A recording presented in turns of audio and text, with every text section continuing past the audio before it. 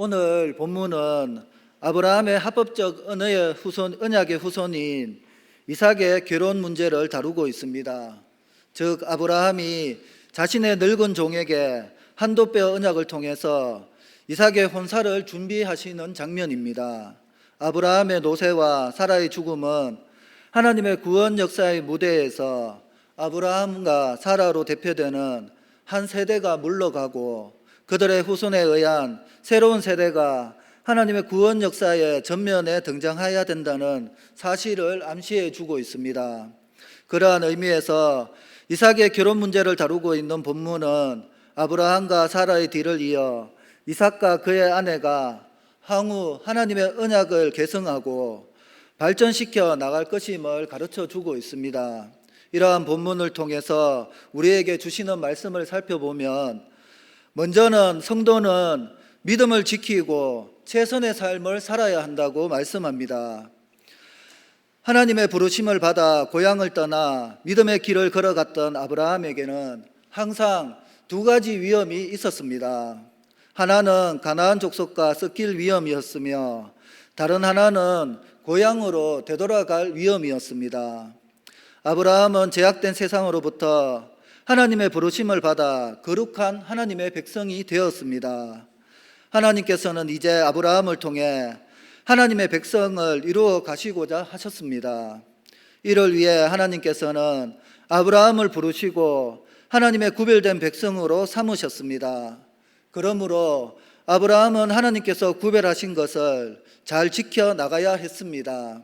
만일 아브라함이 이 두 가지 중에 한 가지라도 지키지 못하게 된다면 그의 구별된 상태는 파괴되고 말 것입니다. 오늘 우리는 하나님의 부르심을 받아 하나님의 택함받은 백성이 되었습니다. 거룩한 나라요 왕같은 제사장들이 되었습니다. 하나님께서는 우리를 제약된 세상으로부터 불러내사 거룩한 백성이 되게 하셨습니다. 베드로전서 2장 9절에 그러나 너희는 택하신 족속이요 왕같은 제사장들이요 거룩한 나라요 그의 소유가 된 백성이니 이는 너희를 어두운 데서 불러 그의 기이한 빛에 들어가게 하시니에 아름다운 덕을 선포하게 하려침이라고 하였습니다. 이러한 우리에게도 아브라함이 가지고 있는 이 두 가지 위험이 항상 존재합니다. 우리가 세상과 타협하거나 다시 세상으로 돌아갈 위험이 있는 것입니다. 만일 그렇게 되면 하나님 백성으로서의 능력과 구별된 모습이 상실되거나 크게 약화될 것입니다. 오늘 여러분들의 모습은 어떻습니까? 거룩하게 구별된 하나님의 백성의 모습을 잘 지켜나가고 있습니까? 아브라함에게 있어서 이 두 가지 위험은 특히 이삭을 결혼시키는 문제와 관련해서 보다 분명하게 나타나고 있습니다. 이삭을 가나안 족속의 여자와 결혼시키면 하나님 백성의 순결이 파괴될 것이었습니다. 그렇다고 해서 이삭이 결혼하기 위해 아버지의 고향으로 돌아간다면 어떻게 되겠습니까? 하나님께서 아브라함을 당신의 백성으로 삼으시려고 불러내신 일이 다시 원점으로 돌아가게 될 것입니다. 그래서 아브라함은 이삭을 결혼시키는 문제와 관련해서 이 두 가지 위험을 철저하게 배제하고자 했습니다. 이삭의 아내가 될 사람은 가나안 족속의 여자여서는 안 되며 이삭은 결혼하기 위해 아버지의 고향으로 돌아가서도 안 되는 것이었습니다. 아브라함은 지금 나이가 많습니다. 사라가 127세에 죽었으니까 아브라함의 나이는 최소한 137세가 이상이 되었을 것입니다. 이렇게 넓도록 살아온 아브라함의 삶에 대해 본문은 이렇게 평가하고 있습니다. 1절에 보면 아브라함이 나이가 많아 늙었고 여호와께서 그에게 범사의 복을 주셨다라고 말씀하고 있습니다. 하나님께서는 아브라함의 범사에 복을 주셨습니다. 그래서 그의 모든 일이 형통했습니다. 하나님께서는 당신의 백성들에게 이러한 복 주시기를 기뻐하십니다. 오늘 우리에게도 하나님께서 범사에 복 주시기를 바라봅니다. 하나님께서 아브라함에게 이처럼 범사의 복을 주셨으나 아브라함에게 아직 주지 않은 것이 있습니다. 그것은 하나밖에 없는 아들 이삭의 배우자였습니다. 이삭은 이때의 나이가 40이 다 되어 가고 있었습니다. 그러나 아직 장가를 들지 못했습니다. 아브라함에게 이 문제보다 더 중요한 것은 없었습니다. 이삭의 결혼이 특별히 중요한 것은 그가 낳을 아들을 통해 하나님의 계획이 보다 구체적으로 이루어질 것이기 때문이었습니다. 그러나 아브라함이 이렇게 넓도록 이삭의 결혼은 이루어지지 않고 있습니다. 그래서 아브라함은 이삭의 결혼을 위해 무언가 해야 하겠다고 생각하게 되었습니다. 하나님께서는 아브라함의 자손이 큰 민족으로 번성하시겠다고 약속하셨습니다. 그러므로 이삭의 신부감은 하나님께서 이미 준비해 놓으셨을 것입니다. 그리고 때가 되면 하나님께서 이삭의 결혼이 성사되게 하실 것입니다. 그런데 아브라함은 왜 이삭의 결혼을 위해서 이렇게 자신이 직접 나서서 서두르고 있는 것입니까? 하나님께서 모든 일을 이루시지만 우리에게는 하나님께서 주신 각자의 역할이 있다는 것입니다. 우리는 그 역할에 충실함으로써 하나님께서 이루시는 일에 쓰임을 받게 됩니다.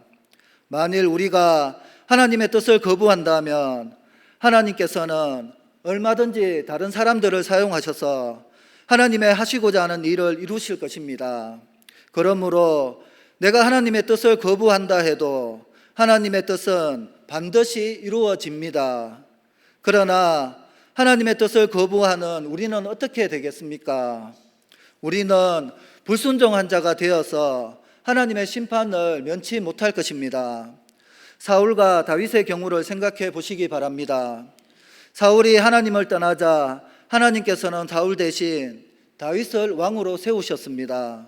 그리고 사울은 하나님께 버림받아 비참한 최후를 마치게 되었습니다. 그렇기 때문에 내가 해야 할 일이 있고 하나님께 맡기고 기다려야 할 일이 있습니다. 아브라함의 경우도 마찬가지였습니다. 하나님께서는 이삭을 위해 신부감을 이미 준비해 놓으셨습니다. 우리는 앞선 시간에 살펴본 창세기 22장에 기록된 리브가와 관련된 족보에서 그것을 확인한 바 있습니다. 하나님께서는 벌써 이삭의 신부감을 준비해 놓고 계셨습니다. 그러나 아브라함은 이 일을 위해 자신이 해야 할 일이 있다는 것을 알고 최선을 다해 행동을 한 것입니다. 여러분, 우리가 할 일은 무엇보다 믿음을 지키는 것과 최선을 다해서 성실하게 살아가는 것입니다. 그리고 내가 할 수 없는 일은 하나님께 맡기면 됩니다. 그것은 하나님께서 하실 일이라는 것입니다. 그런데 하나님께 맡겨야 할 일과 내가 해야 할 일을 분별하기가 어려울 때가 있습니다. 그러나 그런 경우에도 하나님의 뜻을 온전히 순종하기를 원하면서 기도하면 하나님께서는 우리에게 당신의 선하신 뜻을 말씀을 통해 분명히 보여주실 것입니다. 그리고 보여주신 말씀을 통해 온전히 순종하며 믿음을 지키시기를 힘써야 합니다. 그리고 우리가 해야 할 일에 최선을 다해야 합니다. 그 다음에 내가 할 수 없는 일은 모두 하나님께 맡기면 될 것입니다. 그리할 때 하나님은 우리를 통해 당신의 뜻을 성취해 나가실 것입니다. 여러분, 지금 우리 앞에 각자의 개인적으로 하나님께서 맡겨주신 일들이 많이 있을 것입니다. 우리가 그 일을 하기 위해서 우리가 나름대로 최선을 다하고 그 나머지는 하나님께 맡기시기 바랍니다. 그리고 우리 공동체에 주신 하나님의 사명이 있습니다. 7월 7일 태신자 초청 주일을 놓고 우리가 기도하고 있는 영혼들이 있습니다. 그 영혼들을 위해 우리가 최선을 다할 때 하나님께서는 그 뜻을 이루어 주실 것입니다. 그리고 우리가 최선을 다하고 우리가 하지 못하는 일은 하나님께 맡겨드리면 됩니다. 하나님의 일에 믿음으로 최선을 다하고 내가 할 수 없는 것은 하나님께 맡겨드리는 우리 모두가 되시기를 축원을 드립니다. 두 번째는 성도는 세상적인 조건이 아닌 믿음 안에서 선택해야 한다고 말씀합니다. 어떤 선교단체에서 훈련을 받고 기도를 열심히 하며 예배와 봉사에도 적극적인 자매가 목사님을 찾아갔습니다. 그러면서 목사님, 제가 어떤 형제를 만나기로 했습니다. 그러자 목사님은 축하한다고 하면서 어디가 그렇게 좋으냐고 물어보았습니다. 그러자 자매가 말하기를 하나님께서 이 사람이라고 말씀하셨어요. 목사님은 무슨 근거로 그렇게 확신하는지 물었습니다. 그러자 그 자매가 하는 말이 계속 생각나게 하신다고 말합니다. 여러분, 이것에 대해 어떻게 생각하십니까? 신앙생활을 열심히 하는 청년들 가운데 이런 사람들이 생각보다 많이 있습니다. 여러분, 제가 사고 싶은 노트북이 있습니다. 그런데 이 노트북은 다른 브랜드보다 비싸서 고민이 됩니다. 아무 고민 없이 사면 좋겠지만 경제적인 사정도 고려를 해야 합니다. 당장 사고 싶은데 사지 못하니까 병이 날 것 같습니다. 눈을 감아도 노트북이 보이고 사과만 보아도 그 노트북이 눈앞에 아른거립니다. 노트북 매장에 들어가서 괜히 한번 만져보고 그 노트북을 사용하는 사람에게 무엇이 좋은지 계속해서 물어봅니다. 그 노트북이 머릿속에서 떠나지 않습니다. 여러분, 노트북이 아니라도 이와 비슷한 경험을 해본 적이 있지 않습니까? 그렇다면 이것도 하나님의 뜻입니까? 하나님이 그 노트북을 사도록 허락하셔서 계속 생각나게 하신 것입니까? 상대방에 대한 느낌이나 호감을 하나님의 뜻이라고 말하지 말고 자신에게 물어봐야 합니다. 어떤 사람과 결혼하고 싶은지, 예를 들면 센스 있는 사람, 같이 있으면 시간이 어떻게 갔는지 모르는 사람, 사소한 일로 웃게 해주는 사람, 모든 것을 수용해 주는 사람, 경제적 여건이 맞는 사람, 성적 호감이 있는 사람, 자녀 계획이 맞는 사람 등이 있을 것입니다. 잠시 시간을 내서 자신이 좋아하고 기대하는 호감 목록을 작성해 보면 우리는 자신이 사랑하고 함께 살고 싶은 사람이 누구인지 좀 더 바른 선택을 할 수 있을 것입니다. 오늘 아브라함은 이삭의 신부를 찾아오는 중요한 일을 그가 가장 신임하는 늙은 종에게 맡기기로 했습니다. 2절에 보면 아브라함이 자기 집 모든 소유를 맡은 늙은 종에게 이르되 청하건대 내 허벅지 밑에 손을 넣으라고 하였습니다. 이 종은 아마도 이삭이 태어나기 전에 아브라함이 자기의 후계자로 생각했던 엘리에셀이었을 것입니다. 아브라함은 이 종에게 자기의 고향으로 가서 이삭을 위해 신부감을 데려오는 막중한 임무를 맡겼습니다. 아브라함은 종으로 하여금 그의 손을 자신의 허벅지 밑에 넣고 맹세하게 했습니다. 그러므로 이 맹세는 할례의 언약처럼 강한 의미를 가지고 있습니다. 이스라엘 백성들은 할례를 받음으로 자신들이 하나님이 백성이 되었다는 것을 표시했습니다. 할례 언약은 이스라엘 백성들이 대대로 지켜야 하는 언약이었습니다. 마찬가지로 이 맹세는 아브라함이 죽는다 해도 끝까지 지켜야 한다는 것을 의미했습니다. 이 맹세를 통해 아브라함의 종은 이삭의 신부를 데려올 때까지 이 맹세에 대한 무한 책임을 지게 된 것입니다. 아브라함은 자기 종에게 이삭의 신부감을 구해오라고 하면서 분명한 기준을 제시했습니다. 첫째는 순결한 여자라야 한다는 것이었습니다. 3절 4절에 보면 내가 너에게 하늘의 하나님 땅의 하나님이신 여호와를 가리켜 명세하게 하노니 너는 내가 거주하는 이 지방 가나안 족속의 딸 중에서 내 아들을 위하여 아내를 택하지 말고 내 고향 내 족속에게로 가서 내 아들 이삭을 위하여 아내를 택하라고 하였습니다. 아브라함은 이삭의 아내가 될 사람은 가나안 여자는 안 된다는 것입니다. 아브라함의 고향에서 데려와야 한다고 말하고 있습니다. 왜 그렇습니까?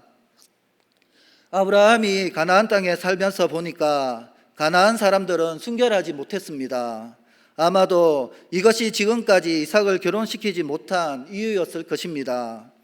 아브라함은 이삭의 신부는 가나안 사람들처럼 문란하고 음란하며 죄에 깊이 물든 사람이어서는 결코 안 된다고 생각했습니다. 그래서 아브라함은 종을 고향으로 보내 이삭의 신부감을 데려오게 했던 것입니다. 아브라함은 이삭의 신부감은 순결한 여자여야 한다고 생각했습니다. 아브라함이 이삭의 신부감에 대하여 제시한 두 번째 기준은 믿음이었습니다. 5절에서 6절에 종이 이르되 여자가 나를 따라 이 땅으로 오려 하지 아니하거든 내가 주인의 아들을 주인이 나오신 땅으로 인도하여 돌아가리이까. 아브라함이 그에게 이르되 상가 내 아들을 그리로 데리고 들어가지 말라 들어가지 아니하도록 하라 하였습니다. 이삭의 신부감이 되려면 이삭이나 아브라함의 얼굴을 보지 않고도 따라올 수 있는 믿음을 가진 사람이어야 한다는 것입니다. 여러분, 얼굴을 보지 않고 따라갈 수 있겠습니까? 이삭의 신부감은 하나님께서 아브라함에게 역사하신 이야기를 듣고서 이삭의 아내가 되기로 작정하고 믿음으로 따라오는 사람이어야 했습니다. 하나님 백성에게 가장 중요한 것이 바로 이 믿음이기 때문입니다. 오늘날 사람들이 결혼의 조건으로 내세우는 것들은 무엇이 있습니까? 집안, 학벌, 돈, 인물, 성격 등이 있을 것입니다. 사랑을 가장 중요시하는 사람들도 있습니다. 물론 이런 것들이 다 중요합니다. 그러나 예수 믿는 사람은 조금은 달라야 합니다. 가장 중요한 것은 믿음입니다. 안 믿는 사람과 결혼해서 평생 후회하는 사람들이 얼마나 많습니까? 결혼을 주관하시는 분은 하나님이십니다. 그러므로 그리스도인들은 결혼할 때 하나님께서 기뻐하시고 인정하시는 결혼이 되도록 해야 합니다.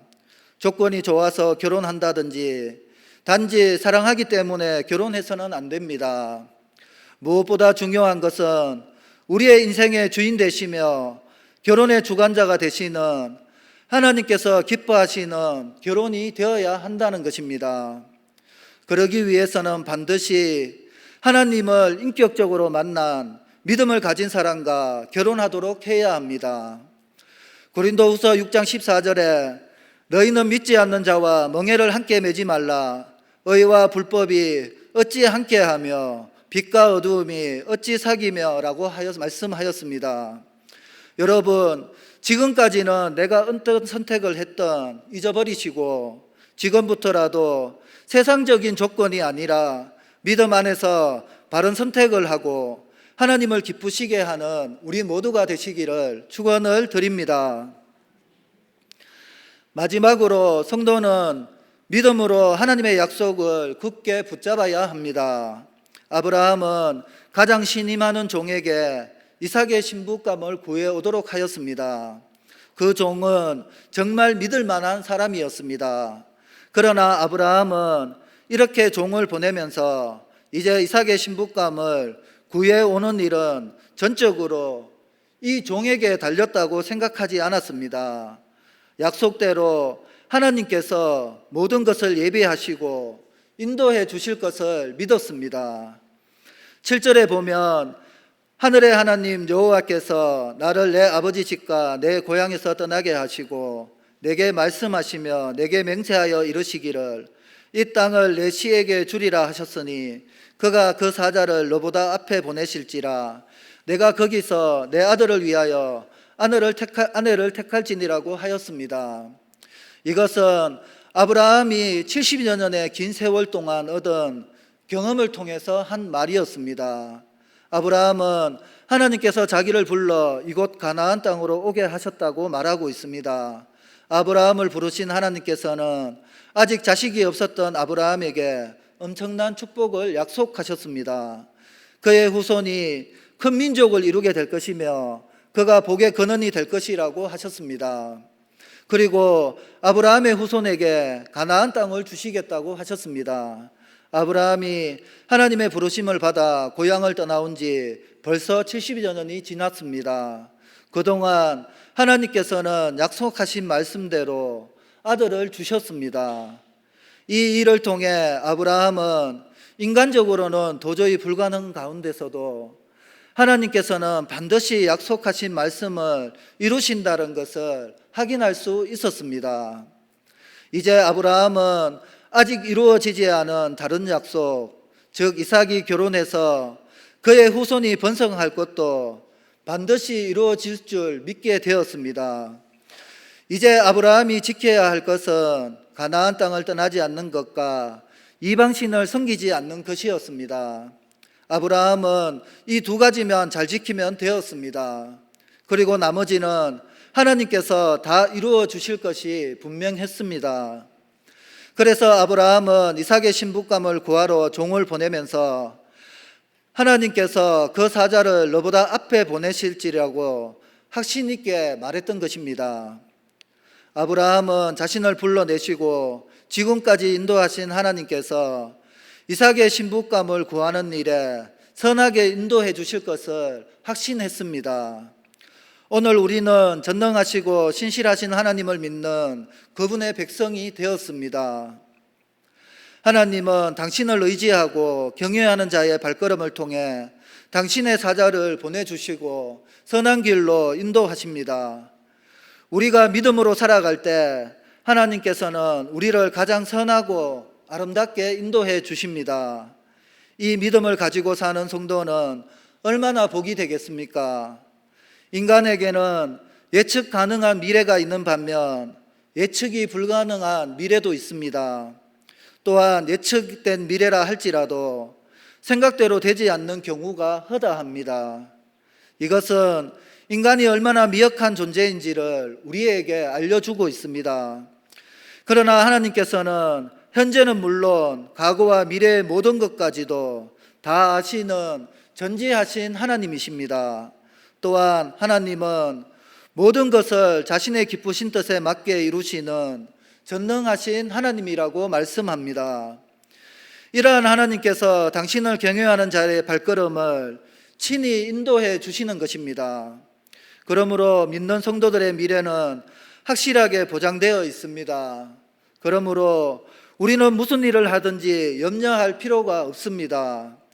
혹 우리의 미래가 우리의 생각에 불확실하게 여겨질지라도 불안해할 필요가 없다는 것입니다.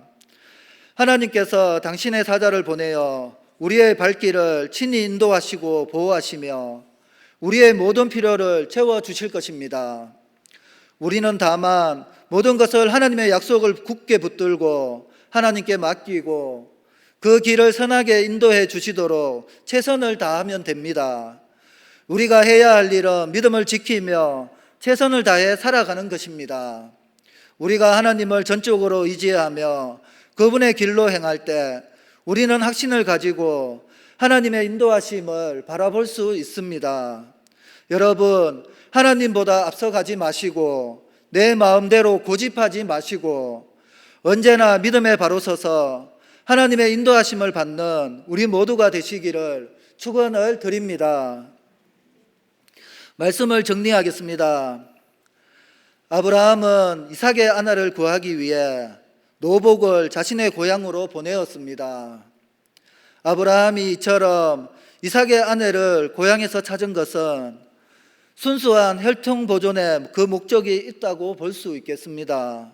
그러나 아브라함은 단순히 혈통 보존만을 위해 그렇게 한 것은 아니었습니다. 그는 무엇보다 하나님을 믿는 신앙의 보존을 위해 그렇게 한 것이었습니다. 아브라함에게 있어서 하나님을 믿는 신앙 보존은 그 어떤 것보다 중요한 문제였습니다. 마찬가지로 우리 또한 하나님께 대한 바른 신앙과 보존과 계승을 위해 최선의 노력을 다해야 할 것입니다. 특별히 부모된 성도는 자신의 자녀가 바른 신앙을 갖도록 모든 면에서 관심과 사랑을 가지고 지도하고 주 안에서 배우자를 만나도록 가르치고 인도해 주어야 할 것입니다. 그것이 그가 잘되고 가정이 잘되는 최선의 길이라고 말씀합니다.